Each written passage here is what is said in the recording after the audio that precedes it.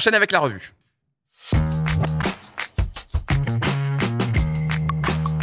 Et j'espère aussi qu'un jour on récupérera Kanto, hein, parce que bon. Non mais. J'ai cru que c'était lui le partenaire. Juste histoire de. Ouais, apparemment on peut le voir Kanto. Là par contre, c'est une retenue sur salaire ou c'est comment? Je pense qu'on va faire un pourcentage. Ah bah oui. Ah oui. Alors lui, il est déjà en mode viewing party. D'accord. Donc faites-lui passer le message que. C'est ici, hein. Ouais, l'émission, c'est là. Le tennis là. Ah bah je sais pas ce qu'il fait, je sais pas ce qu'il regarde, mais il reste 1 heure d'émission, donc si jamais, bon. C'est vraiment un fou ce mec. Bref, on enchaîne donc avec la revue. On va commencer par une question très intéressante. Quel coach pour l'OM la saison prochaine? Parce que je pense que Jean-Louis Gasset n'est pas parti pour perdurer à la tête de l'Olympique de Marseille. Il y a quelques noms qui sont évoqués. Youss, ça parle même... Dis-nous-tout. On parle d'Habib Bey, par exemple. Zizou, on a des noms, ça parle de Zinedine Zidane, ça parle de Jürgen Klopp, pourquoi pas. Oui. Dosons. Mais à ton avis, Youss, est-ce que tu as déjà identifié un profil qui pourrait vraiment fitter dans la famille marseillaise? Je pense que les deux personnes, les deux grands professionnels qu'on voit à l'image ont déjà leur profil en tête. La priorité, c'est Fonseca. Okay. Maintenant, à voir la fin de la saison de Lille, à voir la fin de saison de l'OM, parce que tout peut changer. Lille peut finir 4e et pas être sûr d'aller en Ligue des Champions. L'OM peut finir directement qualifié en Ligue Europa, voire mieux en fonction de ce qui se passe en Ligue Europa. Donc, voilà, attendons de voir ce qui va se passer. En tout cas, la priorité de Benatia, c'est Fonseca. C'est Fonseca, ça c'est sûr. Sûr et certain. Ouais. T'as des infos ou quoi? Ouais, j'ai des infos. Bien, quand les gens ils disent sûr et certain, c'est qu'ils ont reçu un texto ou un truc. Après, voilà, il y a du monde. Et puis, je te parle de Marseille et de Lille. Mais par exemple, si West Ham, on sait qu'il y a des clubs de première ligue qui ont des moyens. Il est aussi dans la shortlist de Milan. Et on se fait pas d'illusions. Si ces clubs-là sont là, si on a beaucoup, ça va être difficile. Il y a de grandes chances qu'il n'aille pas à Marseille. Maintenant, au-delà de Fonseca, j'ai cru comprendre que Hez était pisté. On parle aussi de Bey. C'est pas mal. Il avait répondu à ça, Hez, de manière un peu. Ouais, il a fait une réponse. C'est suspect, je trouve. Ouais, je suis d'accord avec toi. Marseille, j'ai bien passé des vacances. J'entendais quelque chose, un peu. Ouais, de ce qu'on m'a dit maintenant, c'est à prendre avec des pincettes. Il se verrait bien à l'OM. Maintenant, je pense qu'il y en a beaucoup qui se verraient bien à l'OM de le faire concrètement. Ouais, ça serait. Il arrive au bout d'un truc à Lens en plus. On le voit. Donc, priorité Fonseca. Après, il y a d'autres noms comme Hez. En tout cas, moi, ça me plaît bien. Je pense que c'est des beaux noms pour repartir sur un projet, cette fois-ci sur quelque chose un peu plus durable, plus protagoniste. Un effectif plus stable un jour aussi. Ça peut aller avec aussi. Ça peut aussi être l'excuse pour tout changer encore. C'est le truc. Et tout refoutre en l'air. Le retour de Sanchez aussi. Là, il va partir libre. Ouais, c'est vrai, il va pas rester à l'Inter. Bon, à voir. On n'espère pas que ça devienne un running gag. Bruce, ça fait la transition. Milan, parlons-en. Fabrizio qui annonce qu'il y a des discussions avancées avec Julen Lopetegui pour remplacer ouais, j'ai entendu beaucoup. Qu'est-ce que tu en penses de tout ça, toi? Est-ce que pour toi, il faudrait aller plutôt vers un autre profil, ou est-ce que ça te parle, Lopetegui? Lopetegui, apparemment... Sachant que lui, Lopetegui, voilà... Ça en parlait pas mal il y a quelques jours, et là, apparemment, ça a reculé un petit peu. Ouais. Donc, il chercherait d'autres... Je sais pas, ça a cité tellement d'entraîneurs que je t'avoue que je sais pas trop quoi en penser. Ouais. Alors, ça se trouve, ce sera un entraîneur qui a même pas été cité, j'en sais rien. Ça travaille sur pas mal de noms. On savait que Pioli, de toute façon, on arrivait au bout du truc. Mais moi, encore une fois, bon, même si là, la fin de saison, elle est un peu compliquée, mais tu as eu un Scudetto, tu as eu une demi-Ligue des Champions, donc merci, parce que voilà, le club, il va quand même mieux, même si tout n'est pas parfait, même si là, tu fais pas une bonne saison, tu vas finir deuxième de Serie A.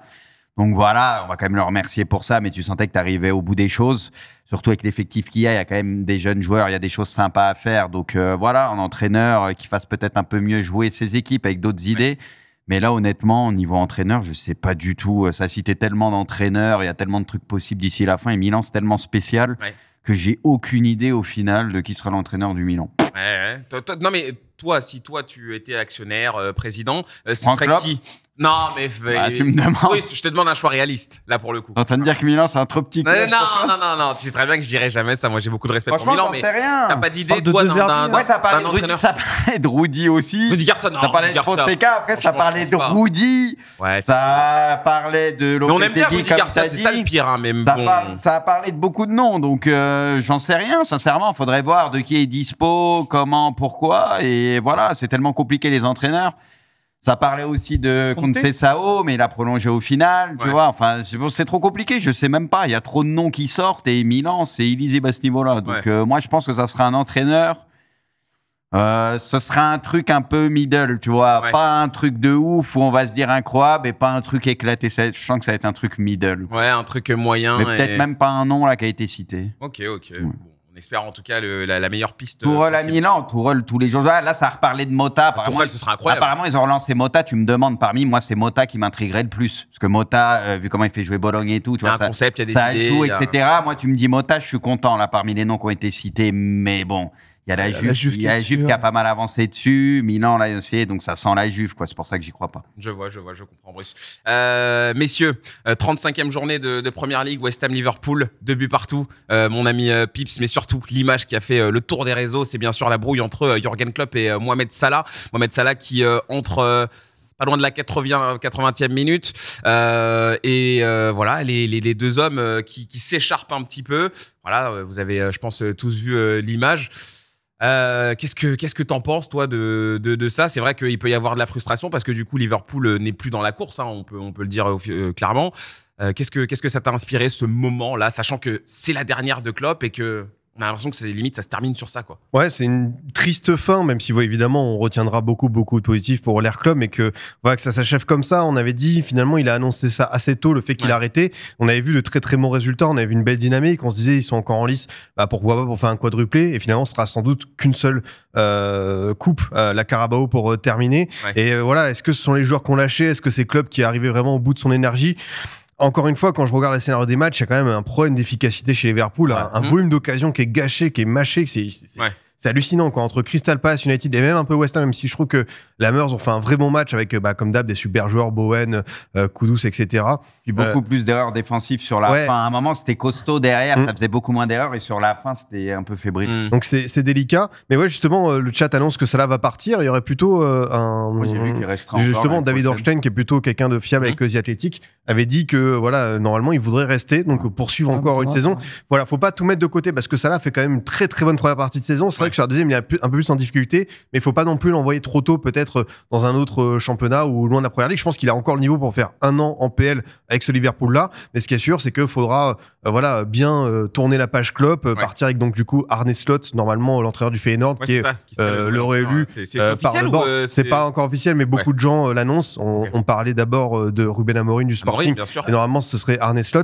Mais ce qui est sûr, c'est que cette image, et en même temps, c'est un peu paradoxal, mais est-ce que Liverpool a pas officié un petit peu choke finalement ce sprint final parce qu'ils avaient tous les armes en main, et finalement quand tu regardes les scénarios, United, Crystal Palace et celui-ci, ça fait 3 matchs, ça termine qu'avec un seul point, et ils ont tellement gâché que faut pas non plus négliger ça sur l'aspect mental. Liverpool a failli et c'est regrettable pour eux. C'est ce qui faisait leur force en plus. Non, vas-y. Non, c'est ce qui faisait leur force, même au début de saison, et puis historiquement cette équipe de Liverpool sous Klopp, c'est une équipe qui va souvent chercher les points dans la fin des matchs, temps additionnel. Ils avaient je crois le meilleur ratio sur les fins de match. C'est une vraie marque de fabrique, et je pense que le départ de Klopp, il est pas anodin là-dedans. Je pense qu'il faut pas sous-estimer l'aspect mental que ça a dû avoir sur les joueurs, et le fait que ça a été annoncé aussi tôt. Après, je comprends, hein, c'est normal de l'annoncer aussitôt vu que c'est fait, mais je pense que ça a joué.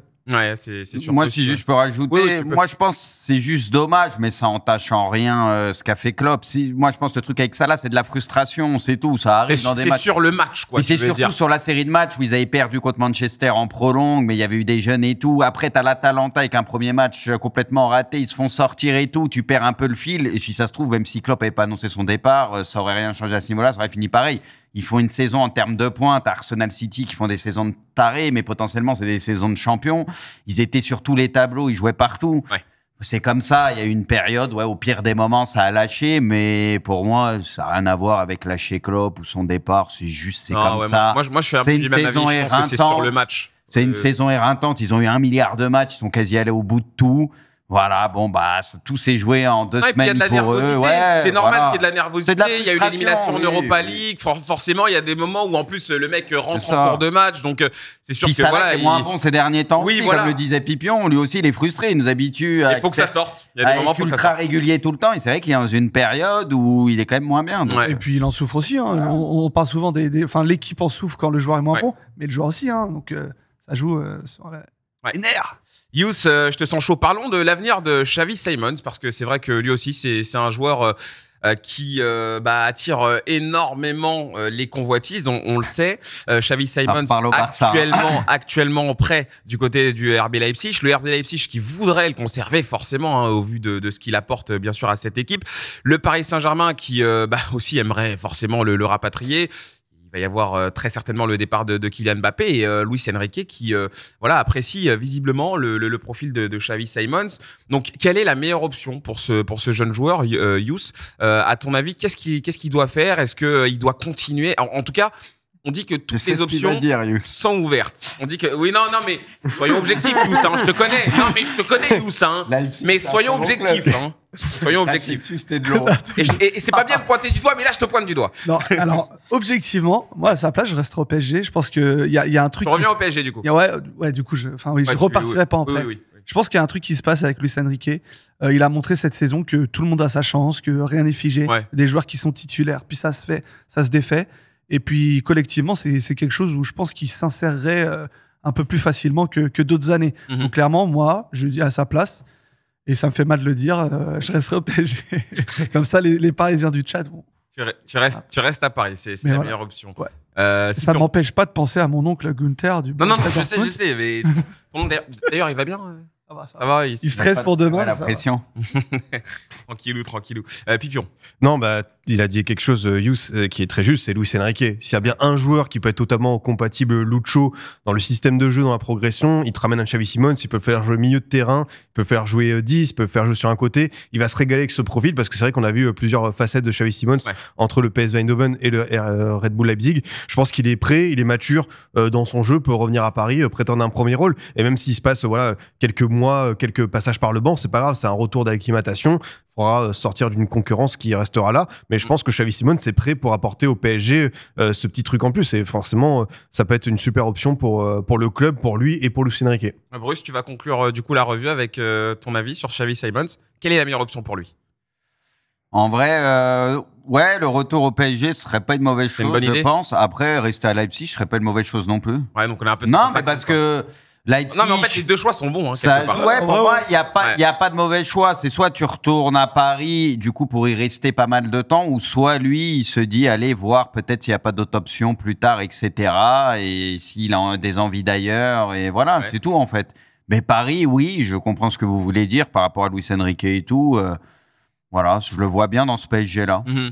Ok, très bien. Écoutez, messieurs, la revue est bouclée.